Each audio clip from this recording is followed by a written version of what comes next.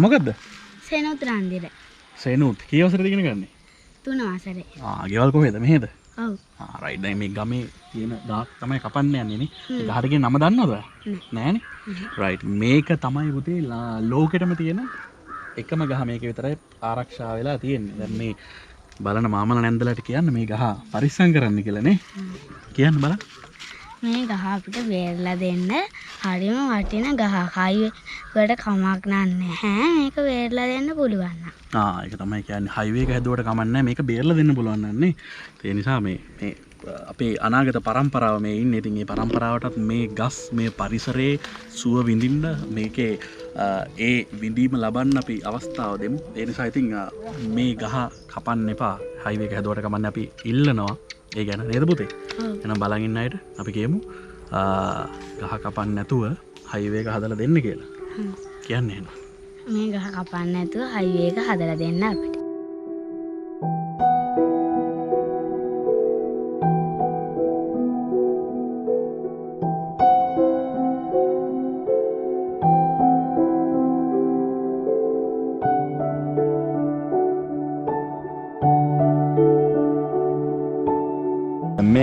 මේ හරියන්නේ මේක තමයි හයිවේ එකේ සීමාව.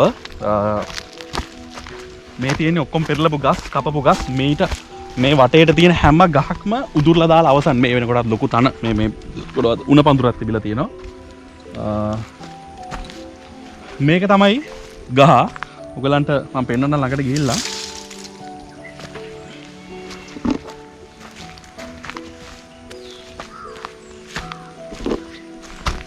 මේ තියෙන ගහ මේ වෙනකොට සිවුරක් කොතලා තියෙනවා. දැන් මේ ගමේ කට්ටිය ගහලා තියෙනවා මෙතන පෝස්ටර් වගේක් අධිවේගයේ පාස් සර් ෆේල් කියලා. ඒ වගේම වනජීවියෙක්ෙන් ගහ බේරගමු කියලා ගහලා තියෙනවා. මේ වෙනකොට දැනට මේ ගහ බේරිලා තියෙනවා මේ විදිහට පොඩි පොඩි අතු කිහිපයක් කපලා තියෙනවා.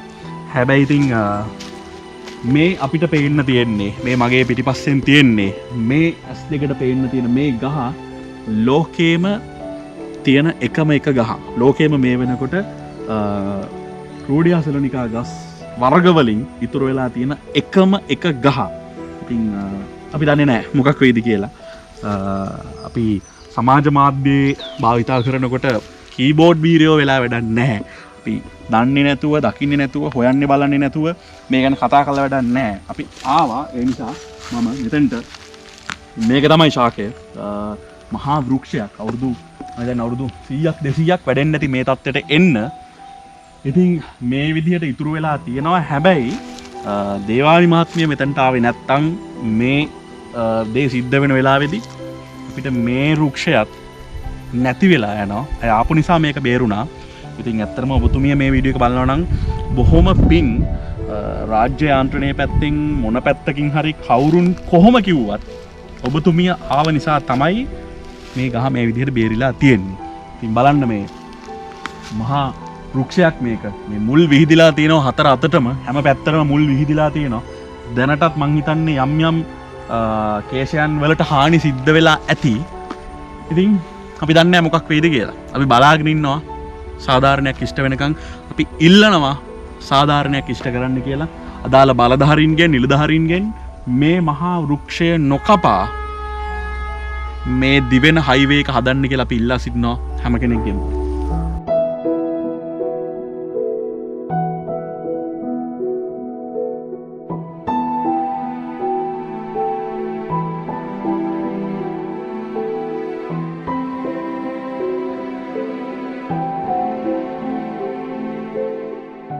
කපන එක නම් ඉතින් ආපුවම දුකයි. ඕනම ගහක් කපන එක වැරදි නේ. ඔව් මේ වගේ ඉතින් රතු දත්ත පොතේ තියෙන ගහක් ඇතරම කපන එක ගැන කපන්න මගේ හිත දහස් වරක් කියන්නේ කපන්න නැතුව රැක ගන්න පුළුවන් වේවා කියලා තමයි ප්‍රාර්ථනා කරන්නේ. මේකේ හොඳම කතාව තමයි රතු දත්ත පොතේ තියෙන්නේ මේ වගේ ගස් නැහැ කියලා. ලෝකෙටම මේ වගේ ගස් නැහැ කියලා. ඒ වගේ ලෝකෙටම නැති ගහක් අපිට හම්බෙලා තියෙනවා. ඒක සම්පතක්. ඉතින් මේ වගේ සම්පතක් මේ වගේ දෙයක් වෙනුවෙන් කපනවා කියන්නේ ඒක ලොකු විනාශයක් නේ. බලන් ඉන්න අයට කියමු ඉතින් මේ ගැන අවධානයක් යොමු කරන්න කියලා. ඔව් මෙහෙමයි මේ ගහ ගැන ඔගොල්ලෝ හැමෝම මේ ගහ වෙනුවෙන් සමාජයක් විදිහට එකතු වෙලා ගහ රැක ගන්න අපේ රට ඉන්න සීළු දෙනාම එකතු වෙන්න කියලා තමයි මම කියන්නේ. එකතු වෙලා යම්කිසි බලවේගයක් විදිහට ආණ්ඩුවට බලපෑම් කරගන්න පුළුවන් විදිහට, පාලකයන් බලපෑම් කරගන්න පුළුවන් විදිහට අපි හැමෝම රටේ පුරවැසි විදිහට එකතු වෙලා මේ වෙනුවෙන් වැඩ කටයුතු කරමු කියලා තමයි මම ඉල්ලා සිටින්නේ. අවුරුදු 200ක් 300ක් මට තේරෙන හැටියට නම් පාරක් කියන එක ඉතින් ඕන හැටියකට වෙනස් කරන්න පුළුවන් නේද? කියන්නේ මේක පොඩි වංගුවක් මගහැරලා ගන්න පුළුවන්කමක් තියෙනවනේ. ඒ විදිහට ඉතින් මේක ඕන හැටියට බේරන්න පුළුවන් මම හිතනවා. ඔව් දැන් ඔතන තියෙන ප්‍රධානම කාරණාව තියෙන්නේ හයිවේ එකක වගේ සාමාන්‍යයෙන් කිලෝමීටර් එකක් වෙනස්කමක් කරන්න ගියොත් මිලියන 30ක විතර මුදලක් වැය වෙනවා. නමුත් ඉතින් අර මිලියන 30ද ලෝකෙටම ඉතුරු වෙච්ච අන්තිම ගහද ඊට වඩා වියදම් කරන්න වෙනවා මම හිතන්නේ මේ ගහ ගලවලා ගිහිල්ලා තව තැනක ඉඳන් කියලා. ඔව් දැන් ක්‍රම දෙකයි තියෙන්නේ. එක්ක මෙතන ඉඳන් පරිස්සම් කරන්න ඕනේ නැත්නම් ගලවලා ගිහලා හිටවන්න ඕනේ. හිටවුවත් ඉතින් ඒ වගකීම ගන්න කවුරුත් නැහැ.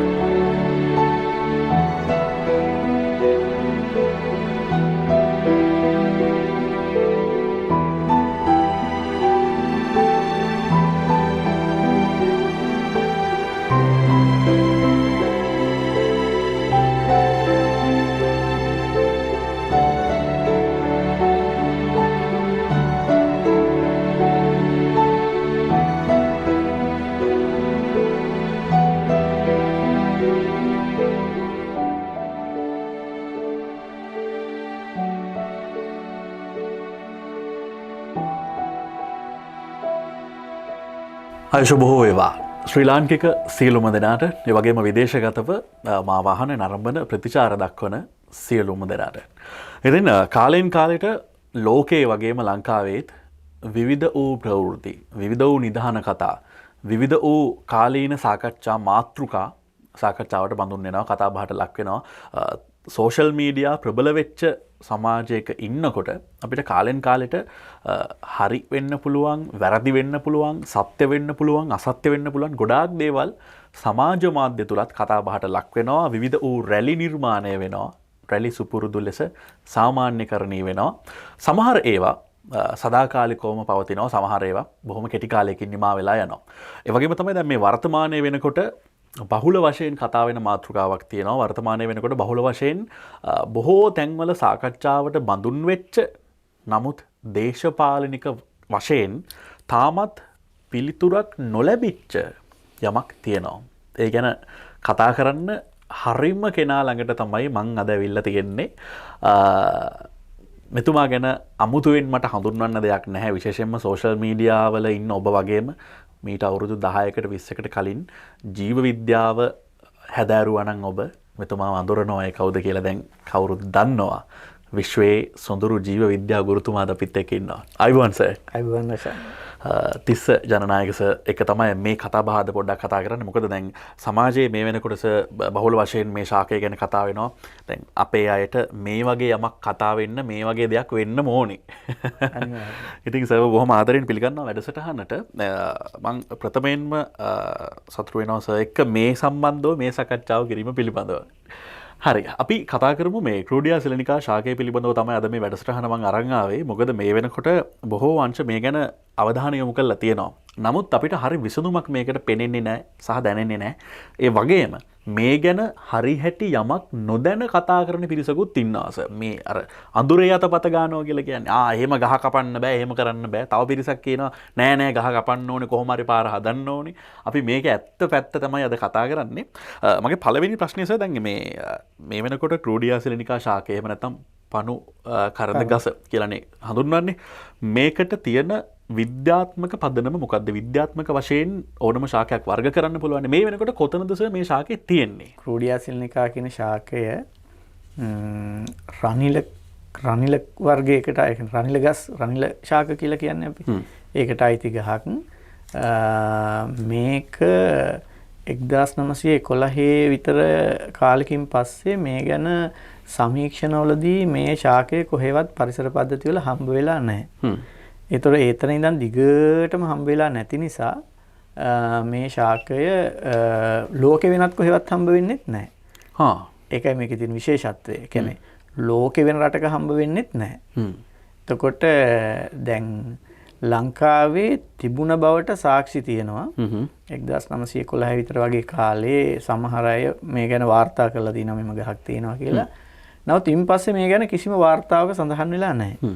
සාමාන්‍යයෙන් ජීවීන් වර්ගීකරණය සහ නාමකරණය සහ ඊළඟට ජීවීන්ගේ පවතින අවදානම් තත්ත්ව ගණනය කිරීම සඳහා තියෙන ආයතනයක් International Union for Conservation of Nature කියලා IUCN. රතු දත්ත පොත ඒගොල්ලෝ තමයි ඒකට අවශ්‍ය මේ දත්ත එකතු කරන්නේ. එතකොට ඒක ලංකාවෙත් සක්‍රියයි.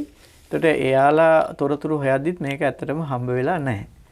ඉතින් පස්සේ 2006 වසරේ රතු දත්ත පොත සකස් කරනකොට මෙය ඇතුළත් කරනවා ලෝකයෙන් තුරන් වූ ශාකයක් ලෙස. ඒ කියන්නේ ලෝකයෙන් තුරන් වූ ශාකයක් කියලා කියන්නේ ආය අපිට ඒ ශාකය සජීවීව දකින්න ලැබෙන්නේ නැහැ කියලා. ඒ කියන්නේ විද්‍යාඥයන්ට මේක හොයාගන්න බැරි වෙලා තියෙනවා. හම්බ වෙලා නැහැ ඔයක තමයි. ඒ කියන්නේ මෙහෙමයි ඉතින් අශාන් ඔක දැන් ওই සමීක්ෂණයක් කරනකොට මුළු පරිසර පද්ධති සියලුම දේවල් වල 100%ක්ම සමීක්ෂණය වෙන්නේ නැහැ. ලෝකෙ එහෙම වෙච්ච අවස්ථා තියෙනවා. සමහර ජීව විශේෂ නෂ්ට වුණා කියලා රතු දත්ත පොතට ඇතුල් වෙනවා. නමුත් පස්සේ කාලෙක ඔන්න කොහේ හරි තිබිලා වෙලා හම්බ වෙනවා. හම්බුණා මේක ආපහු සංශෝධනය කරනවා. ඒක ඒ රෙඩ් ඩේටා බුක් එකේ වැරද්දක් නෙමෙයි. එහෙම තමයි. ඉතින් අපි තොරතුරු මතනේ ඒක කරන්නේ. ඉතින් ඇයි දන්නවද ඒක එහෙම ඇතුළත් කරලා මෙහෙම ලයිස්තුවක් හදන්නේ? ඒ ලයිස්තුවක් හදන්නේ ඒ අදාළ රාජ්‍යයට මේ ඒ ජීවියා පිළිබඳව යම්කිසි අවධානයක් ඇති කරන්න. ඒ කියන්නේ මෙහෙම ජීවියෙක් දැන් ඔතන ගහක් තිබුණාට ඔය ගහ මොකද්ද ඒකේ වටිනාකම මොකද්ද කවුරුත් දන්නේ නැහනේ. නමුත් අර ඒ සමීක්ෂණයක් කළා මේ ඒ දැන් ඔය මේ නෂ්ට වී ගිය විතරක් නෙමෙයි. රෙඩ් ඩේටා බුක් එකේ කැටගරිස් ගොඩාක් ප්‍රවර්ග වලට වෙන් කරලා තියෙනවා. ඒකේ තියෙනවා අතිශයින් අන්තරායට ලක් වූ ජීවීන්, අන්තරායට ලක් වූ ජීවීන්, අන්තරායට ලක් වීමට ඉඩ ඇති ජීවීන්, සංරක්ෂණයට තේ සිටින ජීවීන් කිය වර්ග කරලා තියෙනවා. එතකොට අපිට ඒ රතු දත්ත පොතේ වර්ගීකරණය මගින් අපිට හොයාගන්න පුළුවන් යම්කිසි ශාකයක් හෝ සතෙක්ගේ ඕනේ තරම් ඉන්නවද? ලෝකෙ හැමතැනම ඉන්නවද? එක රටක විතරද ඉන්නේ? ලංකාවේ විතරද ඉන්නේ? ලංකාවෙත් සීමිත පිරිසයිද ඉන්නේ? මෑත කාලේදී ගහනේ සෑහෙන්න අඩු වුණාද? ඒවා පිළිබඳ ඔක්කොම තොරතුරු එකතු කරලා හදන වාර්තාවක් තමයි රතු දත්ත පොත කියලා. සියලුම දත්තයන් මේ රතු දත්ත පොතේ තියෙනවා. ඉතින් එතකොට දැන් අර ඊටාම අවාසනාව කියන්නේ කොහොම හරි මේක මේ පෞද්ගලික ඉඩමකනේ දැන් මේක තිබිලා තියෙන්නේ. කොහොම හරි ඒක වාර්තා වෙලා නැහැ ඉතින්. පස්සේ කාලෙක තමයි දැන් මේක මේ ශාකයේ තියෙනවා කියලා වාර්තා වෙන්නේ. කියන්නේ රතු දත්ත පොතට 2006 වසරෙත් ඊළඟ සංස්කරණයේ තියෙන 2012 මේ මං අතේ තියෙන 2012 රෙඩ් ඩේටා බුක් එක.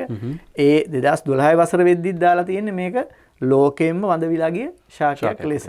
නමුත් ඊටත් පස්සේ කාලෙක මේ මැනුම් කටයුතු සිද්ධ වෙනකොට මේ ශාකයේ තියෙනවායි කියලා හඳුනා ගන්නවා සජීවීව. ඒ කියන්නේ දැන් අපි දැන් මේ මධ්‍යම මේ හයිවේ එක එහෙම නැත්නම් මේ මාර්ගය හදනකොටනේ මේක අපිට අහුවෙන්නේ. එතකොට සර් දැන් පරිසර ඇගීම් වාර්තාවක් ලබා ගන්න ඕනේ ඕනම මාර්ගයක් සකස් කරන්න කලින්.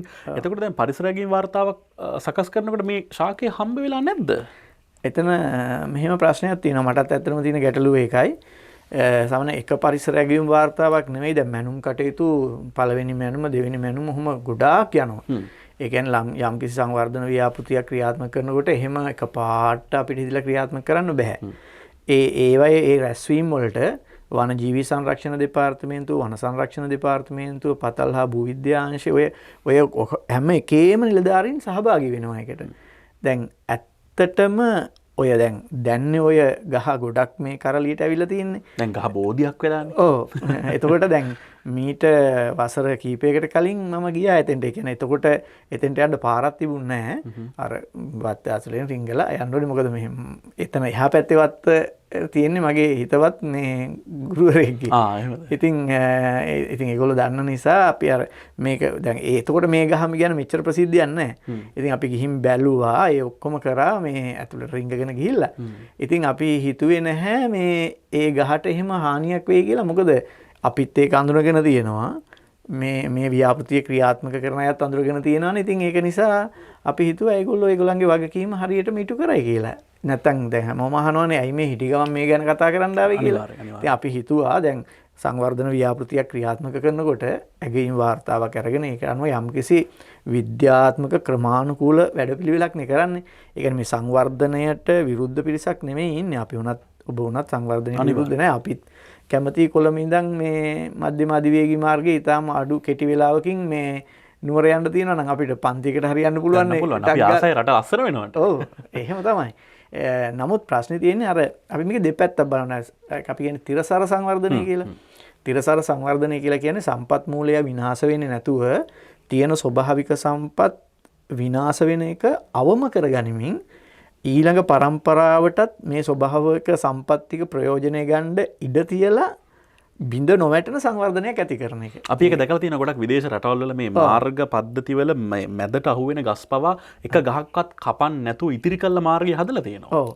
ඉතින් ඒ නිසා දැන් අපි හිතුවා මේ යම්කිසි ආකාරයකින් මේක ඒ වගේ මොකක් හරි ඒ කියන්නේ මෙතන තියෙන්නේ ඔය සංවර්ධනයයි සංරක්ෂණයයිනේ. එතකොට දැන් මේ අපි මේ ගහ දිහා බලනකොට බලන්නේ සංරක්ෂණයෙන්. ඉතින් අපි හිතුවා මේක සංරක්ෂණය කළා සංවර්ධන ව්‍යාපෘතිය කරන් යයි කියලා. නමුත් දැන් මේ ගහ පිළිබඳ ලොකු ආందోලනයක් ඇති වෙන්න හේතුව වුණේ මේ පහුගිය දවස්වල ඒ ගහ තියෙන භූමි ප්‍රදේශයේ ඔබට ගියාම බලා ගන්න පුළුවන් ඒ අවට සම්පූර්ණයෙන්ම ඩෝසර් කරලා මුළු ඔක්කොම ඩෝසර් කරලා දුඹුරු පාටට පේන්නේ. දැන් සාමාන්‍ය වාහනයක ඒ ගහ ගාවට යන්න යගේ පාරක් වගේ තියෙනවා.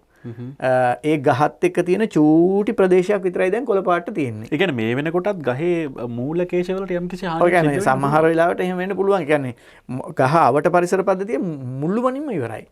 එතකොට පොඩි ප්‍රශ්නයක් එනවා එච්චර විනාශයක් වෙනකන් ගහ සංරක්ෂණය සඳහා නිලධාරීන් සහ බලධාරීන් කිසිමම ක්‍රියාමාර්ගයක් ගත්තේ නැද්ද කියලා අපිට ප්‍රශ්නයක් ඇති වෙනවා ඇත්තටම. අනිවාර්යයෙන්ම රාජ්‍ය යාන්ත්‍රණය පැත්තෙන් ගත්තත් මේ වෙනකොට පරිසර සාධක බලනකොට දැන් මාර්ගයක් සකස් කරනකොට අපි කලින් සාකච්ඡා කරා වගේ මේ රිපෝට් එකක් ගන්න ඕනේ. මේක එක්කෙනෙක් අතර යන එකක් නෙමෙයිනේ මම හිතන්නේ. නෑ මේක එක්කෙනෙකුට වගකීම් පවරන්න බෑ. බෑ. එහෙම බෑ. ඒ කියන්නේ මේකේ තියෙන සාමූහික වගකීමක්. එතකොට සමස්තයම එකතු වෙලා මේ වැරද්ද ඒ කියන්නේ මට හිතෙන්නේ මේක නොසලකා හැරියයි කියන එකයි. මේ ගහක් එක ගහක්නේ. ඔව්. එහෙම නැත්තම් තමන්ගේ වගකීම පැහැර හැරියා.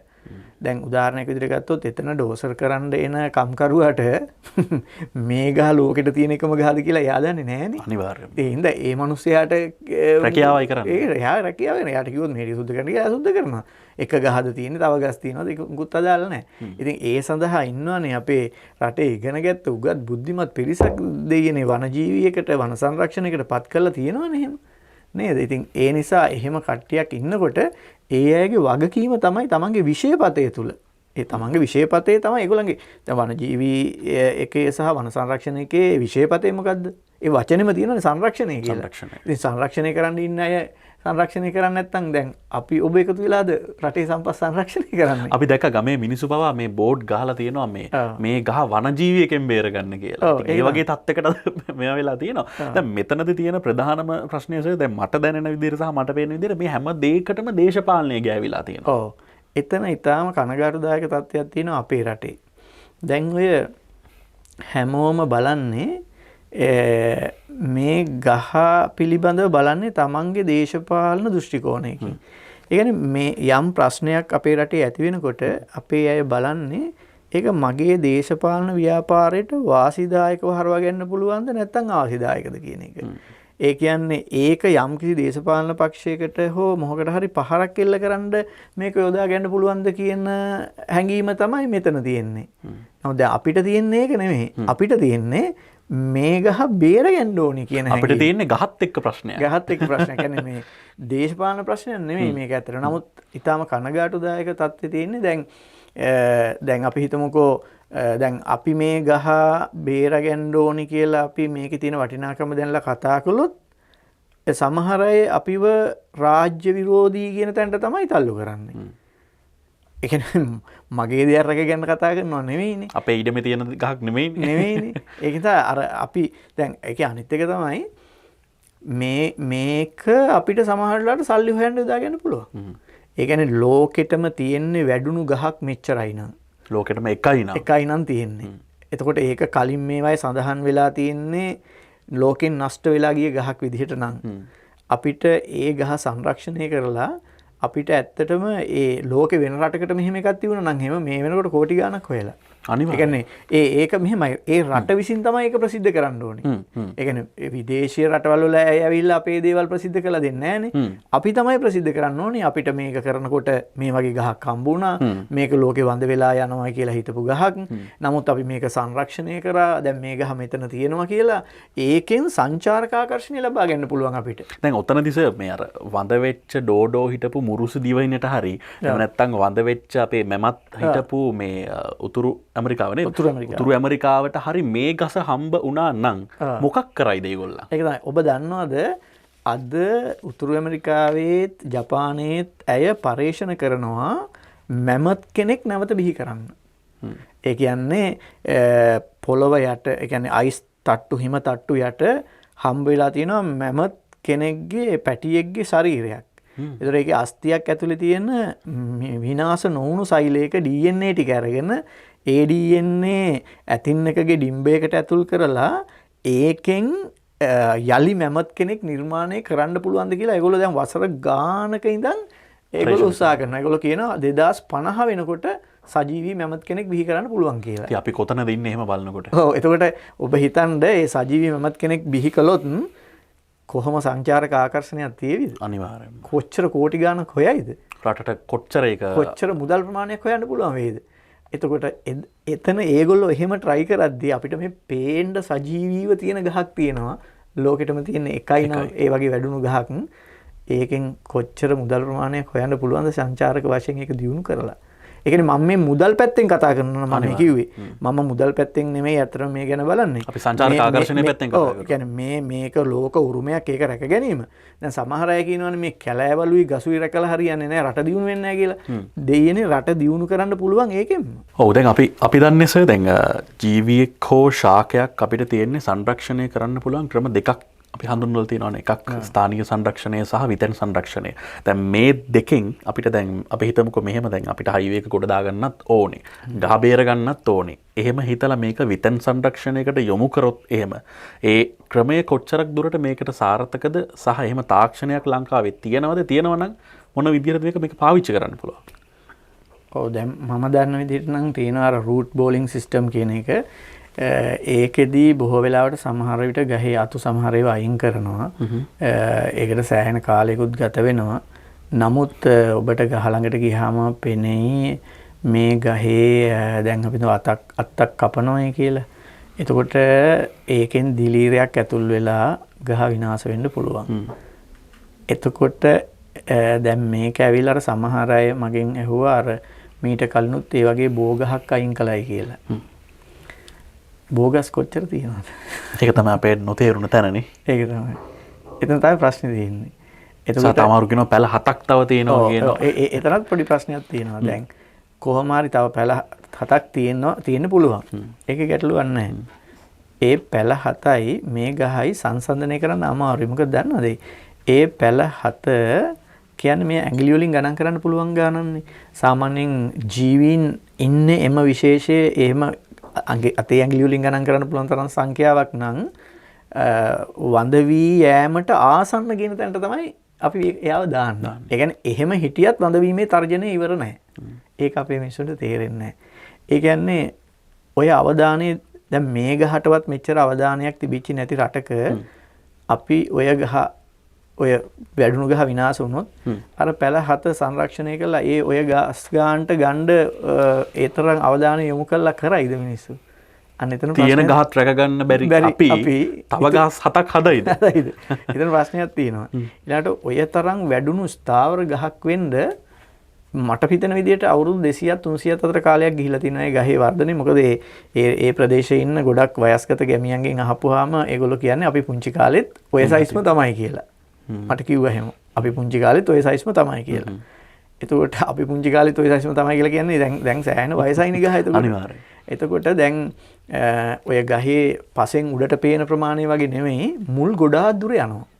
සෑහෙන විහිදලා තියෙනවා. සෑහෙන ප්‍රමාණයක් විහිදෙනවා. ඊළඟට ඒ ලොකු මුල් වලිනුත් නෙමෙයි ගහ පෝෂක සහ ජලය උරාගන්නේ. ඒ ලොකු මුල් වලින් ඇති වෙන මූලකේශ වලින්. එතකොට මූලකේශ කියන්නේ ඇහැටවත් පේන්නේ නැති ඒවා. ඒවා එකක්වත් කැඩෙන්නේ නැති වෙන්න ඒ විදිහට ගන්න පුළුවන්ද කියන ප්‍රශ්නයක් තියෙනවා.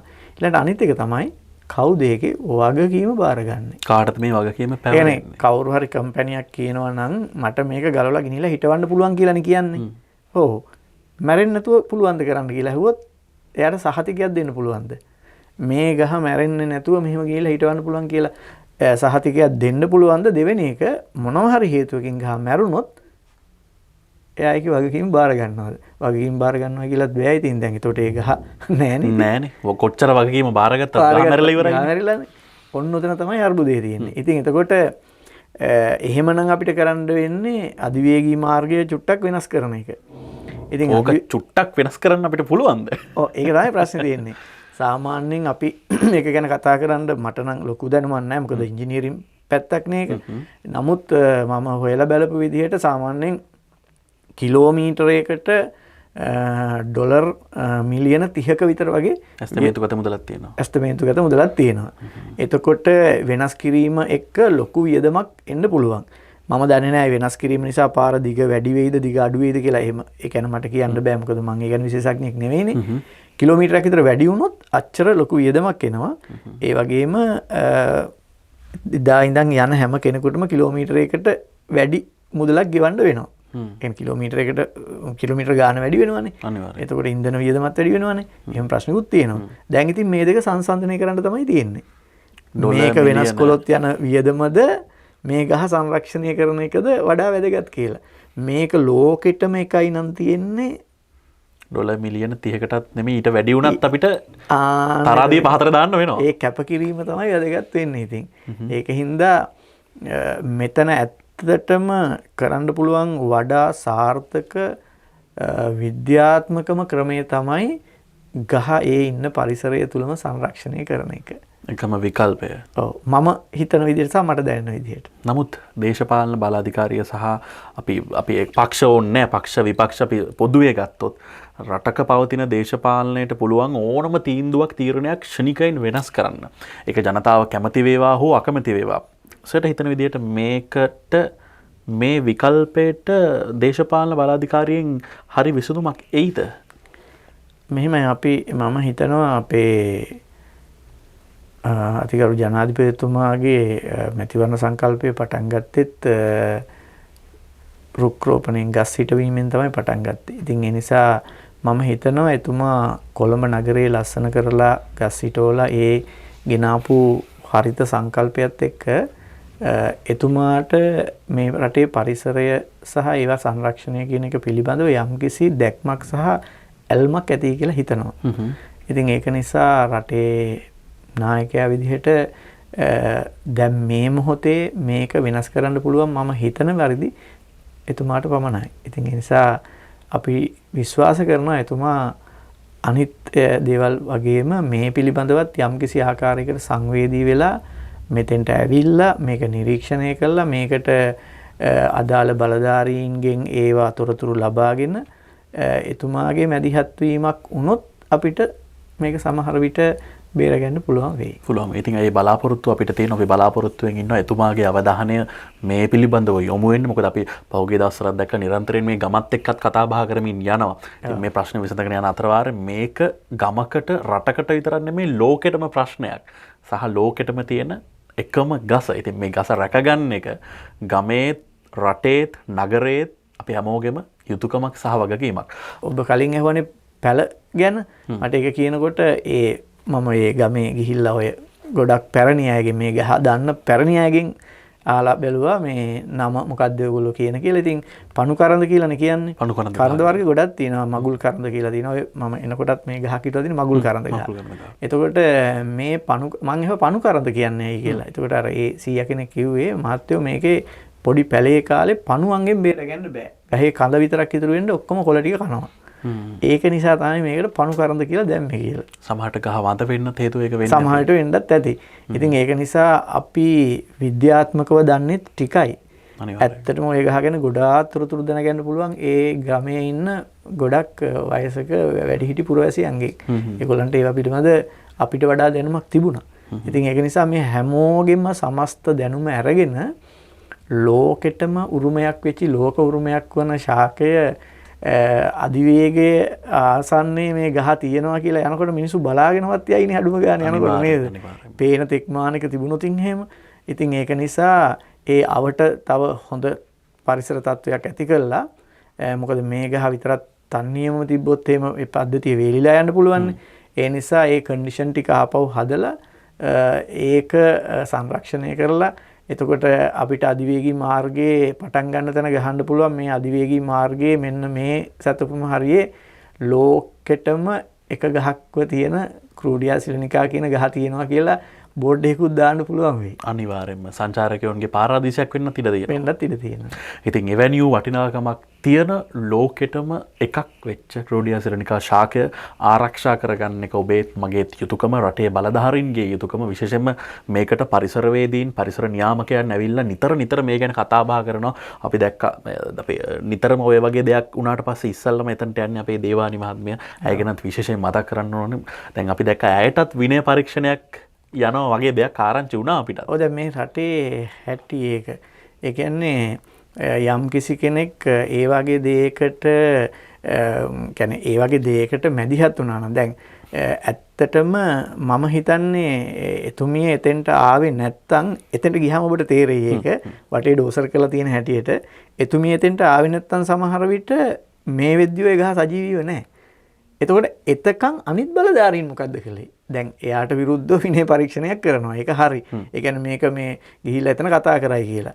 එතකොට අනිත් ඊට වඩා ඉහළින් ඉන්න බලධාරීන් ඒ තත්වයට ඇති වෙලා ඒ වටේ ටික සුද්ධ කරනකම් ඒ අය නිදාගෙනද හිටියේ.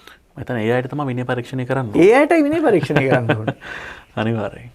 ඉතින් අර විය යුතු දේ නොවි විය නොවිය යුතු දේ තමයි සිද්ධ වෙන්නේ. ඉතින් ඒක රටේ අවාසනාවද අපේ අවාසනාවද කියන්න අපි දන්නේ. ඔබට බාර කරනවා අපි බලන් ඉන්න. අවසාන වශයෙන් වැඩසටහන අවසන් කරන්න කලින් අපේ රටට ආදරය කරන, ගහකොළට ආදරය කරන, සතාසිව්පාවට ආදරය කරන මේ සියලුම රටේ සමස්ත අපේ ජනතාවට වගේම විදේශගතව අපිව බලන් ඉන්න රටට ආදරය කරන අය වෙනුවෙන් මොනවද කියන්න තියෙන්නේ? ඇත්තටම කියනවා නම් අපේ රටේ පරිසරය සංරක්ෂණය කිරීම සම්බන්ධයෙන් අපේ රටේ මිනිසුන්ට ලොකුම දැනුමක් නැහැ. ඒ කියන්නේ මම කියන්නේ පරිසර සාක්ෂරතාවය කියන එක අන්තිම අඩුයි ලංකාවේ. ඉතින් ඒක නිසා මේ දැන් මේ වගේම පරිසර ප්‍රශ්නයක් ඇති වෙලා තියෙනවා මුතුරාජවෙල. මුතුරාජවෙල මේ තෙත්බිම ඒක අභය භූමියක් කියලා නම් කරලා තියෙන එක එක්තරා සමාගමක් විසින් ගොඩ කරමින් ඉන්න කුණු අපද්‍රව්‍ය ගෙනල්ලා. ඔව්. එතකොට අපිට පුළුවන් නම් ඒ මුතුරාජවෙල අභය භූමිය රැම්සා භූමියක් ලෙස ජාත්‍යන්තර වශයෙන් නම් කරගන්න පුළුවන් නම් අපිට ඒක වළක්වා ගන්න පුළුවන්. නිසා මම හිතනවා විදේශීය රටවල් වල ඉන්න අපේ මිතුරන් ඉන්නවා නම් මේ පරිසරයට ආදරය කරන ඔවුන්ගේ තියෙන හැකියාවන් තියෙන අය ඉන්න පුළුවන්. ඉතින් මේ රටේ තියෙන මේ පරිසර පද්ධති ටික රැක ගැනීම සඳහා මම නම් දැකලා නැහැ ලංකාවේ පත් වෙන ඒ අදාළ විෂය භාර ඇමතිවරුන්ගෙන් කවුරුවත් මොනම පක්ෂයකවත් එහෙම මේ කියන්නේ තමන්ගේ හදවතින්ම මැදහත් වෙනවා මම දැකලා නැහැ. ඉතින් ඒක නිසා අපිට මේ දේවල් ටික රැකගන්න අපිට පුළුවන් නම් එවැනි අර ජාත්‍යන්තර වශයෙන් අපේ මේ සම්පත් ටික තියෙනවායි කියන දැනුවත් කිරීම කරන්න පුළුවන් නම් ඒකෙන් මම හිතන්නේ ලොකු සේවයක් කරන්න පුළුවන් කියලා. ඉතින් අලුත් ගස් හැදුවේ නැතුණාට කමන්නේ තියෙන ගහත් හරි පරිස්සම් කරගන්න තමයි අපේ වගකීමක් යුතුයකමක් වෙන්නේ. මොකද මේ දේවල් අපිට වගේම අපේ අනාගත පරපුර වෙනුවෙනුත් අපි මේවා දායාද කළ යුතුයි. ඔවුන්ටත් ගහක හෙවන විඳින්න, ගහක හෙවන ලබන්න සහ දැන් අපේ අය ගොඩාක් හොයන්නේ වාහනයක ගිහිල්ලා නතර කරන්න ගහක හෙවනක් හොයන්නේ. හැබැයි ගහක් හදන්න හොයන්නේ නැහැ. ඉතින් අපි බලාපොරොත්තු වෙනවා අදාළ අංශ වෙතින් මේ පිළිබඳව නිසි අවධාරණයක් යොමු වේවා, අවධානයක් යොමු වේවා කියලා. ඒ වෙනුවෙන් තමයි මේ සර්ගිත් වටිනා කාලය අරන් අපි කතා කරේ රට වෙනුවෙන්, ජාතිය වෙනුවෙන්. ඉතින් බොහොම ස්තුතියි අද අපිත් එක්ක එකතු වුණාට සර්.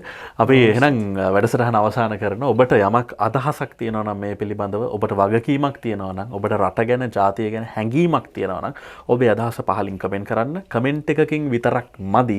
ඔබට රට වෙනුවෙන් යමක් කරන්න ඉතුරු වෙලා තියෙනවා නම් පස් වෙන්න කලින් මිය යන්න කලින් ඒ වෙනුවෙන් පෙළ ගැහෙන්න කියලා තිල්ලීමක් කරනවා සම්බන්ධ කරගන්න අපි ඕනම වැඩසටහනකදී අපි එන්නම් රට ගැන අපි ගැන කතා කරන්න. අපි එහෙනම් නැවතත් දවසක මුණ ගැහෙමු. ඒ වගේම වැඩසටහනට සම්බන්ධ වුණාට සර් බෙහෙවින්ම ස්තුතියි. අපි ඉදිරියේදී තවත් වැඩසටහනකින් මුණ ගැහෙමු. අපි ගිහින් එන්නම් හැම කෙනෙක්ටම ප්‍රාර්ථනා කරනවා ආයුෂ බොහෝ වේවා. අයිබෝන් සර්. අයිබෝන්. මේක රැකුණොත් තව නොබෝ දිනකින් බොහෝ දුරට සංචාරක ආකර්ෂණය පවා දිනාගන්නට සමත් වෙයි. මොකද මේක ලෝකෙටම එකයි තියෙන්නේ. ලෝකෙම්ම මේක විතරයි රැකිලා තියෙන්නේ. ඒ නිසා ඔබේ වගකීමක් මේ ගහ රැකගන්න එක. ඔබේ යුතුයකමක් මේ ගහ රැකගන්න එක. ඒ වගේම මේ වීඩියෝ එක බලනවා නම් බලධාරීන් නිලධාරීන් මේ ගහ රැකගන්න එක ඔබේ යුතුයකමක්. අනිවාර්යෙන්ම ඔබ පාර්ලිමේන්තුවට පත්වලා ඉන්නේ මහජනතාවගේ ඡන්දයෙන්, ඔබ පාර්ලිමේන්තුවට ගිහිල්ලා ඉන්නේ මහජනතාවගේ කැමැත්තෙන්. ඔබට අයිතියක් තියෙනවා රටේ මේ වෙන පොදු දේපලකට වෙන්න තියෙන හානිය රටකට විතරක් නෙමෙයි ලෝකේටම මේක අනිවාර්යෙන් වැදගත් වෙනවා. ඒ නිසා මේ ගැන අවධානය යොමු කරන්න කියලා බොහොම ආදරෙන් ඉල්ලා සිටිනවා. ඔබේ වැඩේට ගැලපෙන හරිම හැඩේ ඔබේ බ්‍රෑන්ඩ් එක ආයතනය සේවාව ව්‍යාපාරය ලංකාවේ අද්විතීය සහ ජනප්‍රියම සෝෂල් මීඩියා ප්ලැට්ෆෝම්ස් හරහා පාරිභෝගිකයන් අතරට රැගෙන යන්න ඔබේ ව්‍යාපාරය හරිම විදිහට ප්‍රමෝට් කරගන්න වෘත්තීය පළපුරුද්ද ඇති වෘත්තීය නිපුණත්වයන්ගෙන් පමණක් සේවාව ලබා ගන්න අෂාන්ස් ඩිජිටල් අපෙන් ඔබට social media promotion video editing audio editing brand promotion service promotion commercial voicing whiteboard animation හිතින් මන්ද පමා 077 46 58 684ට දැන්ම කෝල් කරන්න අෂාන්ස් ඩිජිටල් the creative space